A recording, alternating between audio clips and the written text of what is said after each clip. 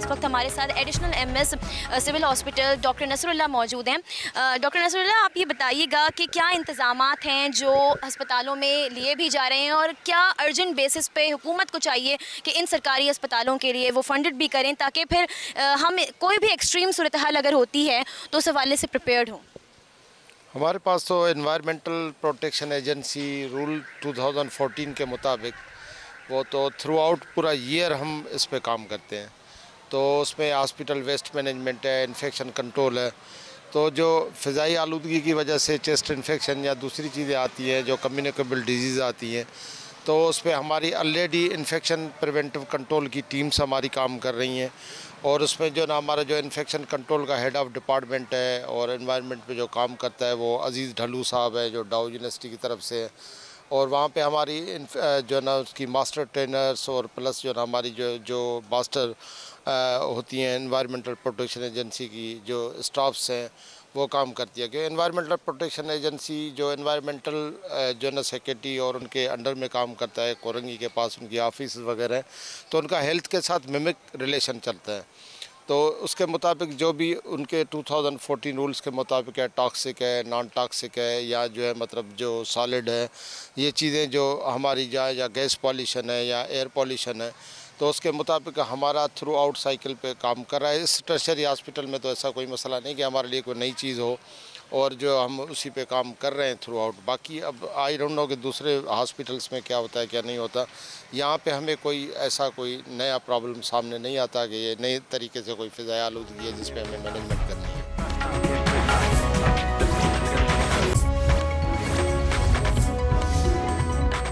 Smog के बिगड़ते हुए सूरत हाल के पेश नज़र अस्पतालों में एमरजेंसी नाफिज की गई है। गले में खराश, आंखों में जलन, बुखार और डेंगू के केसेस में भी इजाफा देखने में आ रहा है। तहकीक ये बताती है कि लाहौर की इस आलूदा फ़ज़ा में अगर आप सांस लेते हैं तो वो 10 सिगरेट पीने के बराबर है। मेरे साथ डॉक्टर बाबर अली मौजूद हैं, इनसे मज़ीद टेक्निकलिटीज़ जानते हैं। सर, सिम्टम्स क्या हैं जो लोग आ रहे हैं आपके पास पेशेंट्स, और अगर कोई शख्स इस सीज़न में लंग्स के इन्फेक्शन या किसी चीज़ में मुब्तला होता है तो वो कितना लॉन्ग लास्टिंग? अच्छा, इसमें सबसे पहली बात यह है कि अब जैसे आप ट्रैवल करके आई हैं, आप भी इस चीज़ को रियलाइज़ किया होगा कि air quality, this is very poor air quality. और इसमें ना ये टाइम टू टाइम चेंज हो रहा है। हमारे at least I think 20 to 25 days हो गया रेन नहीं हुई है यहाँ पे, जो कि इस चीज़ को ख़त्म करने के लिए, इस गैसेस को कम करने के लिए बहुत ज़रूरी है।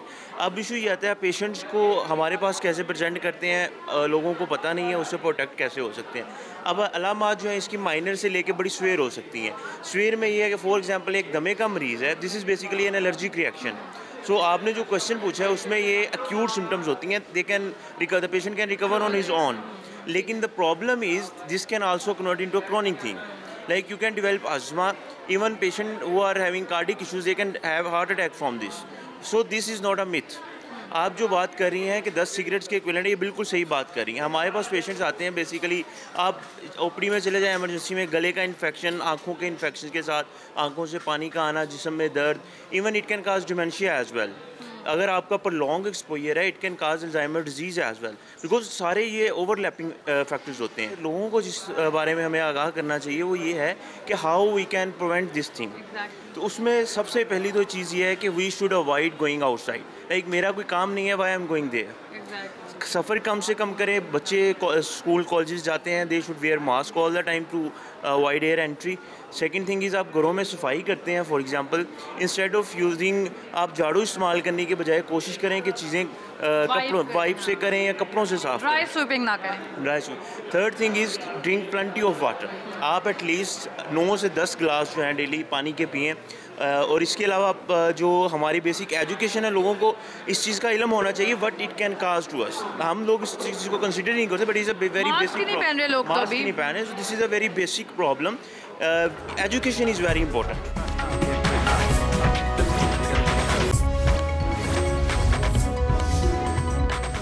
इस वक्त हम कराची के सरकारी अस्पताल में मौजूद हैं और कराची के सरकारी अस्पतालों की जो OPDs हैं उनमें मामूल से ज़्यादा रश भी दिखाई देता है। और इन दिनों चूँकि फ़िज़ाई आलूदगी बढ़ रही है, लिहाजा नज़ला, खांसी, ज़ुकाम और चेस्ट इन्फेक्शन के अमराज में भी काफ़ी तेज़ी से इजाफा भी हो रहा है। इस वक्त हमारे साथ यहाँ असिस्टेंट प्रोफेसर मौजूद हैं, doctor Waseem, assistant professor paediatrics department के। इनसे तमाम तफसीलात जानेंगे। डॉक्टर वसीम, हमें ये बताएं कि क्या वजूहात हैं फ़िज़ाई आलूदगी जो फैल रही है, बढ़ रही है, इससे इंसानी सेहत किस तरह से मुतासर हो रही है? देखिए, फ़ज़ाई आलूदगी तो आप जानती हैं कि इस वक्त कराची की पोजीशन, पाकिस्तान की पोजीशन, उसमें कराची की ख़ास तौर पे काफ़ी ज़्यादा है। अक्सर हम जो है नंबर 1 से लेकर नंबर 3 के दरमियान होते हैं। फ़ज़ाई आलूदगी की जो वजूहात हैं वो तो सब जानते हैं कि जिसमें कि लकड़ी का जलना, कचरे का जलना या जो कारखाने से धुआं निकलता है, इस वजह से होता है। इस पे जो इंसानी सेहत पे जो असरात पड़ते हैं, जो इंटरनेशनल डेटा है वो ये कहता है कि 13% हर साल अस्थमा जो है वो ज़्यादा हो रहा है। 13% अस्थमा ज़्यादा हो रहा है। 15% जो है अपर रिस्पिरेटरी ट्रैक इन्फेक्शन, जैसे अभी आपने बताया कि नज़ला, ज़ुकाम, खांसी, बुखार, इस तरह की चीज़ें हैं, ये ज़्यादा हो रही हैं। गले का ख़राब होना, कान का बहना, कान का इन्फेक्शन होना, ये ज़्यादा हो रहा है। 20% जो चांसेस हैं वो लोअर रिस्पिरेटरी ट्रैक इन्फेक्शन है, जिसमें कि सीने, फेफड़े की बीमारी बहुत कॉमन हो रही है, जैसे नमूनिया बहुत ज़्यादा है। ठीक है, इसकी एक बहुत बड़ी वजह ये है। फिर 15 to 20% चांसेस जो है वो सिट्स के होते हैं।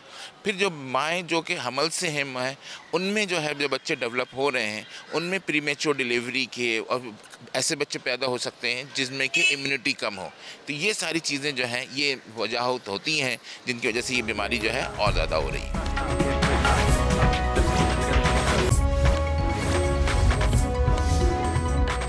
हुकूमत के पास फ़िज़ाई आलूदगी या स्मोक को मापने का सरकारी तौर पर कोई मौसर इंतज़ाम मौजूद नहीं है।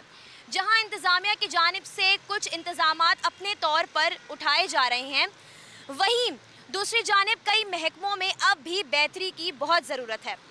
अवाम को भी चाहिए कि इनफरादी तौर पर एहतियाती तदाबीर को ज़्यादा से ज़्यादा अपनाया जाए ताकि फ़िज़ाई आलूदगी के जो असरात हैं उनसे भी बचा जा सके।